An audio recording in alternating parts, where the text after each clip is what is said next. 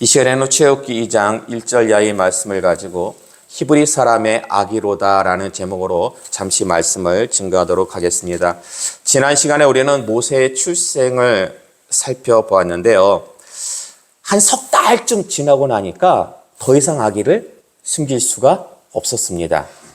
그래서 갈대 상자를 가져다가 거기다가 역청과 나무진을 바른 후 그 아기를 상자에다가 담고 어디에다 띄워둡니까?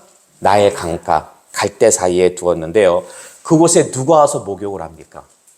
그렇죠. 그 애굽의 다른 인물도 아니고 공주, 바로의 딸인 공주가 와서 목욕을 합니다. 근데 바로의 딸 정도면은 그 왕궁에 엄청나게 좋은 개인 목욕시설이 있을 텐데 왜 굳이 그 강가에 와서 목욕을 한 걸까요? 그래서 오늘은 세 가지 질문을 가지고 좀 설교를 살펴보려고 하는데요. 첫 번째 질문은 왜 나일강에 와서 그 공주가 목욕을 했는가 하는 것입니다. 자, 그리고요. 아기가 뚜껑을 딱 열어보니까 아기가 애굽인의 아이였습니까? 히브리인의 아이였습니까? 그렇죠. 딱 보자마자 생김새 자체가 틀려요. 그리고 당시에 왕의 명령이 있었잖아요. 히브리인이 아기를 낳았을 때 여자면 살려주고 남자면 어디다 갖다 버려라? 나일 강에 갖다 버려라고.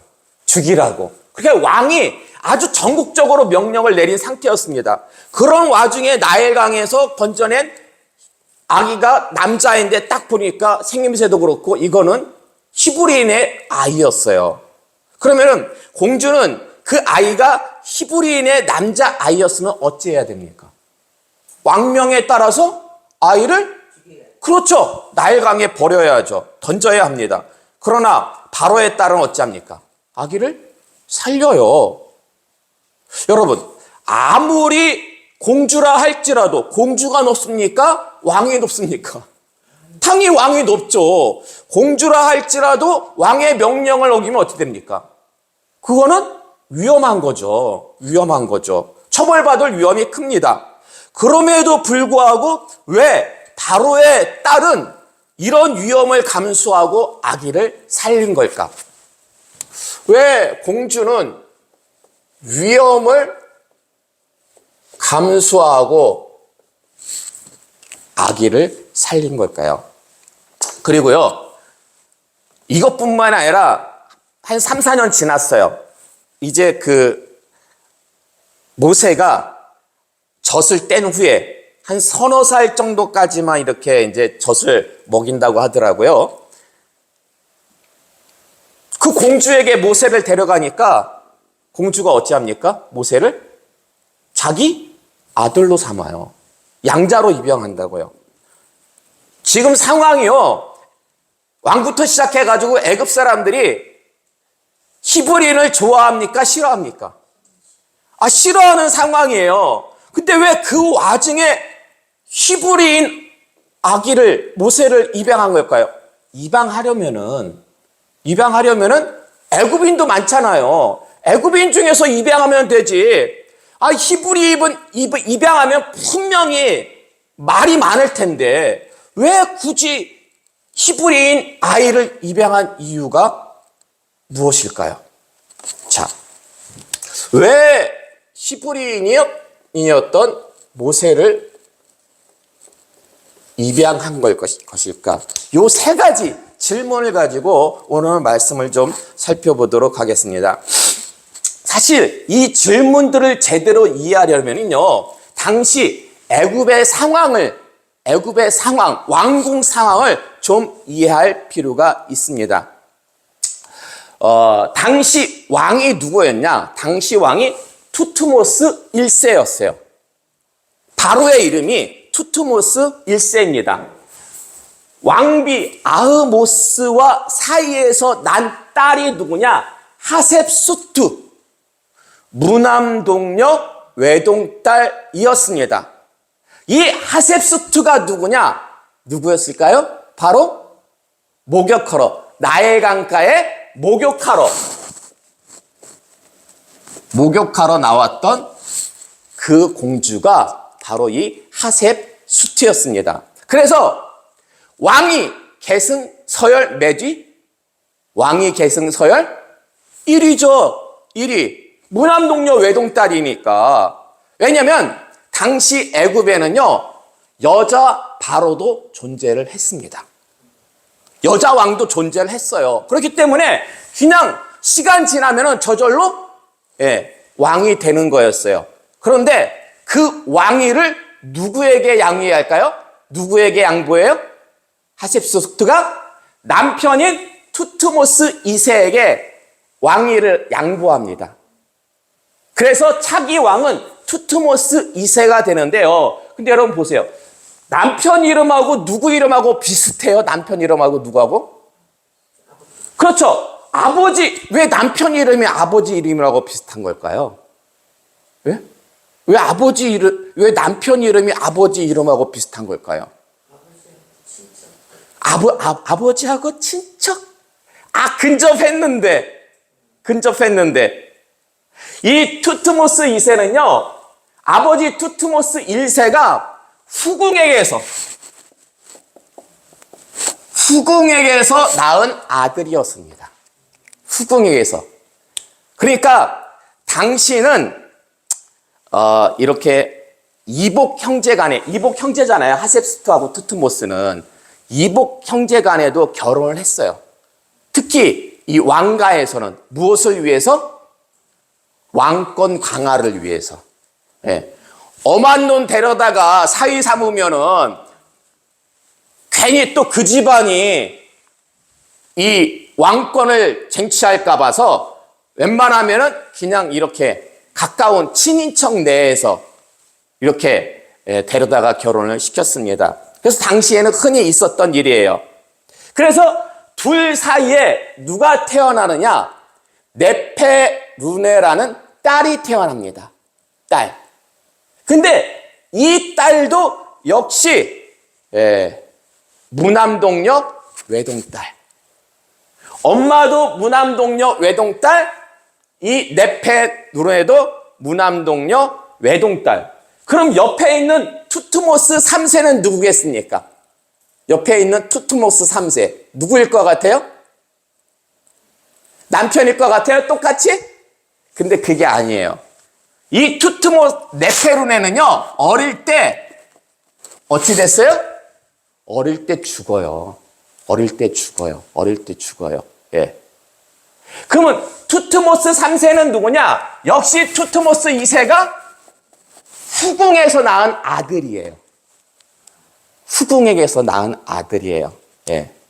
네, 학자들 말에 의하면 이 투트모스 3세는 모세보다 몇 살 정도 위였다고 해요. 그러니까 제가 볼 때 모세보다 한 5세 전후로 요 정도 위에 형이었던 것 같아요. 나이 차이가. 따라서 이런 내용과 그리고 성경의 내용을 이렇게 합치다 보면은 요 질문들에 대한 답이 나옵니다. 첫 번째 질문이 뭐였습니까? 첫 번째 질문. 왜 공주가 나일강에 와서 목욕을 했을까 하는 건데요. 당시 애굽인들은요, 이 나일강을 어떻게 여겼는지 아십니까? 매우 신성하게 여겼어요. 매우 신성하게. 그래서 나일강에서 목욕을 하잖아요. 나일강에서 목욕을 하면 장수와 다산의 축복을 얻는다고 믿었습니다. 장수와 또 무엇이요? 다산. 장수와 다산. 예. 근데 시기적으로 이 공주가 목욕하러 왔을 때가 언제였냐? 그 딸이 네페루네가 죽기 직전이든지 아니면 죽은 지 얼마 안 된 후였다라고 그렇게 볼 수가 있습니다. 그래서 딸이 죽기 직전이라면 이 공주가 나일강에 와가지고 목욕한 이유는 뭘까요? 무엇을 기원하기 위해서? 딸의 장수를 기원하기 위해서. 딸의 장수를. 근데 죽은 후였다면, 죽은 지 얼마 안 된 후였다면 무엇을 위해서? 자녀가 없잖아요. 그러니까 또 다른 자녀를 얻기 위해서. 그런 이유로 나일강에 와가지고 목욕을 했던 것입니다. 근데 이때 마침 강에서 무엇을 발견해요? 갈대상자. 그래서 갈대상자 뚜껑을 딱 열어보니까 성경은요, 참 디테일하게 묘사하고 있어요. 모세가 뚜껑 딱 열어보니까 방긋방긋 웃고 있습니까? 아니면 아이가 울고 있습니까? 성경에 보면 아이가 울고 있었더라라고 성경은 증거하고 있습니다. 우리는 그냥 볼 때 그냥 아기니까 울겠지 라고 그렇게 우리는 지나칠 수가 있는데요. 아니에요. 그 우는 아기를 보면서 하셉수트의 마음에 누가 생각났을까요? 근데 그렇죠. 누가 생각났을까요? 그 우는 아기를 보면서 하셉수트의 마음에 딸이 지금 정확히 죽었는지 아니면은 죽은 지 얼마 안 됐는지는 모르겠지만 어쨌든 지금은 그 딸로 인해 가지고 굉장히 상심이 클 때였어요. 어린 딸로 인해서. 그러니까 이게 뭔가 이게 같은 마음이 아기가 우는 모습을 보면서 교감이 되잖아요. 같은 엄마로서. 그래서 성경을 보시면은 모세가 울자 하셉수트가 어떤 마음을 가졌다고요? 불쌍한 마음. 예. 측은지심이 생긴 거예요. 그리고 그때 등장하는 소녀가 있습니다. 그 소녀가 누구예요? 모세의 누나인 미리암. 오늘 본문 7절 보시면요. 미리암이 뭐라고 합니까? 공주에게 내가요 가서 당신을 위해서, 실제로는 자기를 위해서인데 말하는 게 아주 똘똘해요. 당신을 위해서 히브리 여인 중에서 유모를 불러다가 당신을 위해서 젖을 먹게 하리까. 정말 똘똘해요. 예, 이러니까 이 정도로 똘똘하니까 이스라엘의 최초 무엇이 되었다? 미리암이 여자 선지자. 이스라엘의 최초 여자 선지자가 바로 미리암이에요. 근데 딱 공주가 보니까 이 아기가 하는 말 무슨 의미인지 간파했을까요? 못했을까요? 했죠. 딱 보니까 얘가 얘 누나야. 어서 지켜보고 있다가 쭈르르 와가지고 그러니까 소개시켜주겠다는 그 유모가 누구야? 지 엄마 애기 엄마 소개시켜주겠다는 거. 그 단박에 알죠. 애기가 하는 말을 모르겠습니까? 그 뭐 한 초등학교 1학년 내외 정도밖에 안 됐을 텐데. 근데 그걸 다 알매도 불구하고 이 하셉수트는 그 미리암의 제안을 받아들입니까? 안 받아들입니까? 제안을 받아들이죠.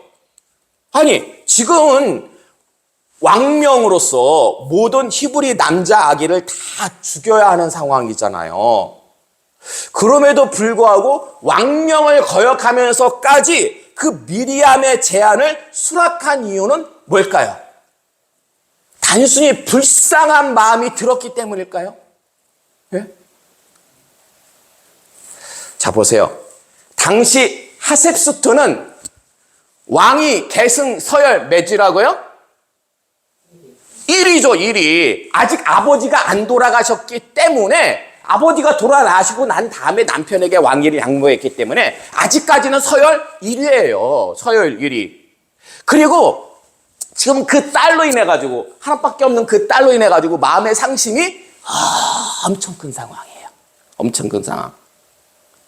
그렇기 때문에 지금 이런 상황에서 그 누구도 그 상황을 다 알기 때문에 하셉수트에 대해서 뭐라고 말할 사람이 많지 않았다라는 거예요. 그리고 사실 우리가 앞에서 살펴본 대로 하셉수트는 자기랑 이복 형제인 투트모스 2세와 결혼해가지고 그 왕위를 양보했잖아요.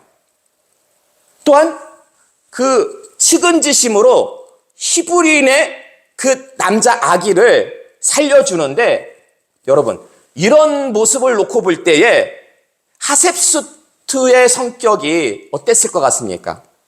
천상 그 우리가 생각하는 공주의 어떤 이미지 있잖아요. 백설공주, 신데렐라, 이렇게 여리여리한 공주 스타일이었을까요? 아니면 씩씩한 여자 대장부의 스타일이었을까요? 어땠을 것 같아요? 우리가 그냥 이렇게 성경으로만 놓고 볼 때는, 그리고 역사적으로만 놓고 볼 때는, 좀 여리여리했기 때문에 왕위도 남편에게 양보하고 불쌍한 마음이 들어가지고 모세도 살려주고 정말 공주 스타일이었겠구나 싶은데 그렇지가 않아요. 그렇지가 않고 이 하셉수트는요, 여자 대장부였습니다. 여자 대장부. 아니, 그러면 남편에게 왜 왕위를 양보했을까요? 여자 대장부면은. 예? 그냥 자기가 나라를 다스리지. 사실 남편에게 왕위를 양보했다고 해가지고 뒤에서 내주만한 게 아니었어요. 같이 나라를 다스렸어요. 같이 공동으로. 예. 그러므로 왕위를 남편에게 양보한 목적은요, 무엇 때문이다? 더욱더 왕권을 강화시키기 위해서. 더욱더 왕권을 강화시키기 위해서. 그리고 여자 대장부의 성격이다 보니까 그 남편 투트모스 2세가 후궁에게서 낳은 투트모스 3세 마음에 들었을까요? 안 들었을까요? 안 들어요. 이 대장부, 여자건 남자를 떠나서 어떤 대장부 스타일이라고 하는 어떤 그런 사람들은 보통 자기 중심적이에요. 예. 뭐하러, 엄밀히 따면 남의 자식이잖아요. 예. 자기가 성공시켜줄 이유가 없잖아요. 예. 그래서 모세가 젖을 뗀 후 아마 요때는 그 딸이 죽은 후였던 것 같아요. 한 3, 4년의 텀이 있으니까 젖을 떼기까지. 모세를 데려가니까 하셉수트가 모세를 어째요? 모세를 입양하잖아요. 모세를 아들로 입양합니다. 아들로 입양. 그럼 왜 굳이 모세를 아들로 입양한 걸까요? 아니, 딸이 죽었으면 어찌하면 됩니까? 또 다른 자녀를 출산하면 되잖아요. 왜 굳이 자녀를 낳으면 되는데, 그리고 애굽인도 아닌 히브리인을 아들로 입양한 이유가 무엇일까? 제가 볼 때 하셉수트하고 투트모스 2세는요, 사이가 안 좋아. 사이가 안 좋아. 여러분, 그 남자들이 가장 싫어하는 여자가 어떤 여자인지 아십니까? 남자들이 가장 싫어하는 여자. 여자분들이 한번 대답해 보세요. 어떤 여자일 것 같아요? 권사님. 남자들이 가장 싫어하는 여자 어떤 여자일 것 같아요? 똑똑한 척하고 좀 잘난 척하는. 똑똑한 척하고 잘난 척하는 여자. 그럴 수도 있겠죠. 집사님. 세력이 센 사람. 예. 영준. 잘난 여자. 예. 다 맞는 얘기예요. 맞는 얘기인데 정답은 없는 거겠죠. 근데 제가 아는 어느 목사님이 그런 얘기를 하는데 제 머릿속에 딱 박히더라고요. 그 말씀이. 뭐냐면 그 목사님 남자가 가장 싫어하는 여자는 남자 같은 여자다. 못생긴 것도 아니에요. 예. 못생겨도 마음이 좋으면, 마음이 착하면 남자들 오히려 이쁜 여자보다 그런 여자들이 더 인기가 많아요. 예. 근데 남자 같은 여자. 예. 근데 누구예요? 하셉수트. 여자 대장부 스타일에다가, 예. 왕위를 남편에게 양보했지만은 다 양보한 게 아니라 같이 다스리려고. 예. 그렇기 때문에 이 투트모스 2세는 하셉수트를 가까이 하지 않은 것 같아요.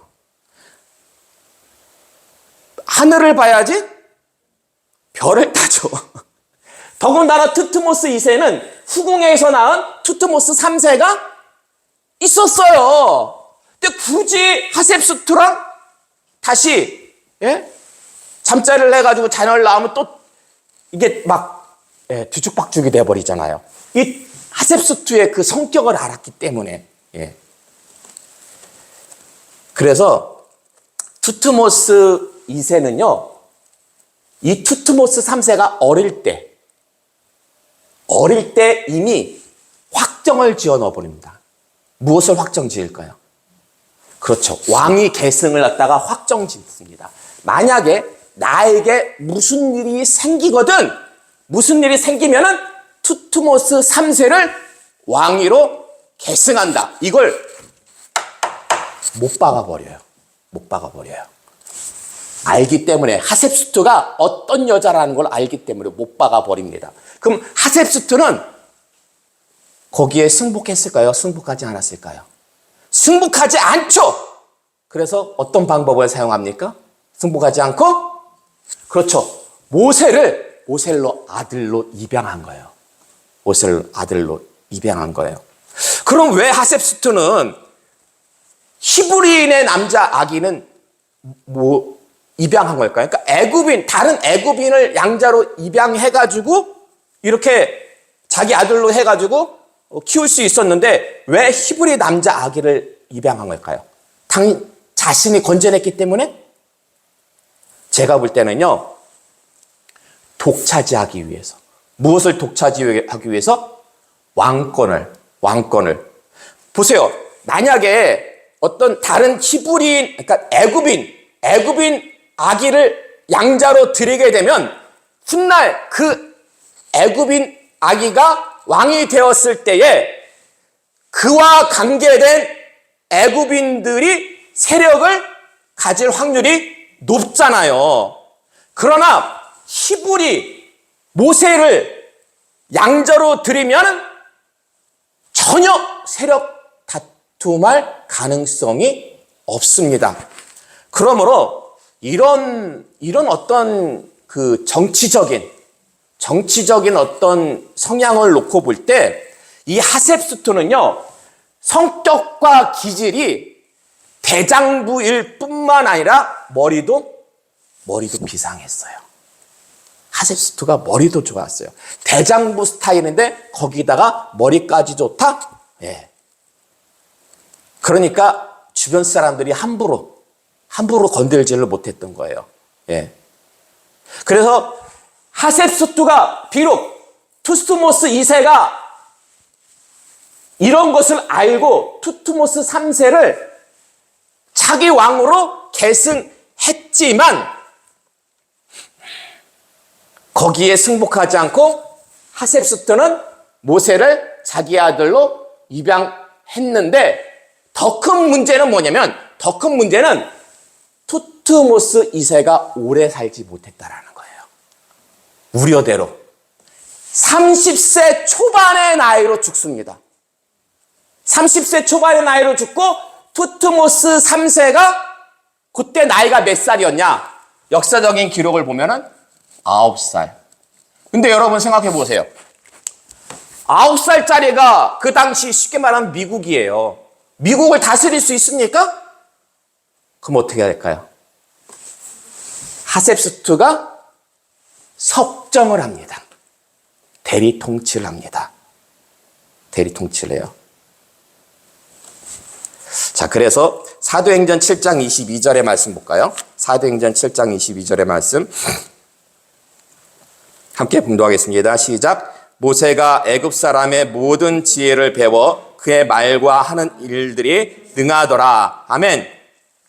모세는요, 단순히 하셉스투의 양자가 된 것이 아니라 그의 아들이 되어서 애굽 사람의 모든 지혜, 철저하게 어릴 때부터 하셉스투는 왕자로서 교육을 시킵니다. 자기 왕으로서의 애굽의 모든 학문을 가리키는데요. 전승에 의하면 이 하셉스투가 모세를 엄청나게 철저하게 교육시켰다고 합니다. 아주 무섭게. 그러니까 하셉스투의 마음속에는 차기 계승자가 누구다? 모세였던 거예요.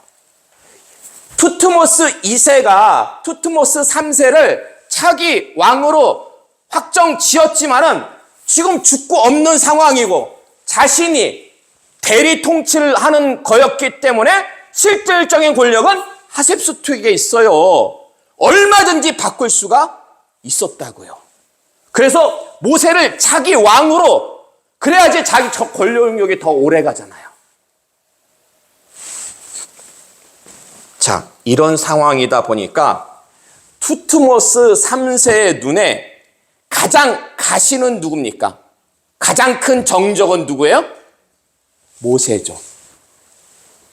내가 왕이 돼야 되는데 지금 보니까 하셉스투는 누구를 왕으로? 모세를 왕으로 세우려고 교육시키고 계획하고, 아무리 어린 나이지만은 그 정도 눈치는 있죠. 예. 이런 와중에 어떤 일이 발생합니까? 모세가 누굴 죽여요? 그렇죠. 히브리 사람을 괴롭히던 애굽인, 아마 이제 그 히브리 사람들의 그 노역을 담당하던 관리인인 같아요. 근데 그 관리인이 히브리 사람을 이렇게 괴롭히는 거 보고 모세가 그 애굽인을 죽입니다. 언제 죽여요? 언제? 그게 언제예요? 오늘 오후에 죽여요. 오후 시간에. 자, 이제 결론의 말씀을 드리도록 하겠습니다. 오늘 우리는 모세가 애굽의 왕자가 되는 과정을 살펴봤습니다. 사실 이런 어떤 당시 역사적인 상황 빼고 성경적인 내용만 보면은 좀 이해가 안 되는 부분들이 없지 않아 있습니다. 왜 공주는 나일강에 와서 목욕을 한 걸까? 왜 그 위험을 감수하면서까지 모세를 그렇게 입양을 한 걸까? 근데 그 왕가의 그 보이지 않는 권력에 대한 다툼이 있었기 때문에 어떻게 보면은 모세는 그 와중에 기회를 잡았던 거죠. 본의 아니게. 근데 여러분 보세요. 투트모스 1세가, 만약에 투트모스 1세가 그런 명령을 내리지 않았다면, 히브리인 남자 아기를 나일강에 버리라고 명령을 내리지 않았다면 모세가 하셉수트를 망날 확률 얼마나 되겠습니까? 전혀 없죠. 뭐하러 엄마가 모세를 강에 버릴 이유가 없잖아요. 자, 그리고 투트모스 2세가 하셉수트를 엄청나게 끔찍하게 사랑했다면 하셉수트가 모세를 양자로 입양할 확률 얼마나 될까요? 그것도 없다고 봐야죠. 비록 네페로네가 죽었고 투트모스 3세가 있다 했을지라도 둘이 끔찍하게 사랑한다면은 계속해서 자녀를 갖고자 노력하지 하셉수트가 굳이 모세를 양자로 들이지 않았을 것입니다. 이런 모습을 보면서 결국 모세가 애굽의 왕자가 되기까지 하나님은 어디에도 섭리하셨다? 애굽의 왕가에도. 이 투트모스 1세라든지 투트모스 2세라든지 하셉스트라든지 이런 사람들의 마음까지도 다 역사하시고 섭리하셨습니다. 그래서 결국 모세가 애굽의 왕자가 될 수가 있었던 거죠. 그러니까 하나님은요, 역사하시고 섭리하는 데 있어가지고 교회 안에 있는 성들만 역사하고 섭리하시는 게 아니에요. 여러분과 관련된 세상 사람들이 있잖아요. 우리가 살아가는 데 있어서 세상에 살아가잖아요. 그 세상 안에도 하나님이 어떠하신다? 역사하시고 섭리하신다라는 것입니다. 그러니까 여러분, 절망 가운데도 결코 좌절하거나 포기하지 마시기 바랍니다. 아기를 나일 강가에 버리던 그 요베겟의 마음이 어떠했을까요? 정말 절망이 컸을 거예요. 상심이 엄청났을 거예요. 그러나 그 하나님께서는 하셉수트 공주를 예비하셨고, 세상에 어느 엄마가 자기 자식에게 젖을 물리면서 품삯을 받는 엄마가 어디 있습니까?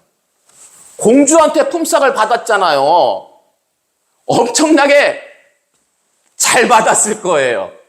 그리고 공주가 딱 지정했기 때문에 어느 애굽인도 건드리지 못하는, 그걸 하나님께서 다 안배해 놓으셨다라는 거예요. 그렇기 때문에 여러분, 비록 우리 상황이 지금 참 어렵다 할지라도 이거는요, 우리가 하나님만 믿고 나아가면은 하나님께서 반드시 모세를 강가에 버려져서 죽을 뻔한 모세를 애굽의 왕자 만드셨듯이 정말 하나님께서 우리 교회를, 여러분의 인생을, 여러분의 가정을 그런 모세와 같이 들어 쓰실 줄로 믿습니다. 이런 귀하고 복된 은혜가 여러분에게 항상 함께 하시기를 주님의 이름으로 축원합니다.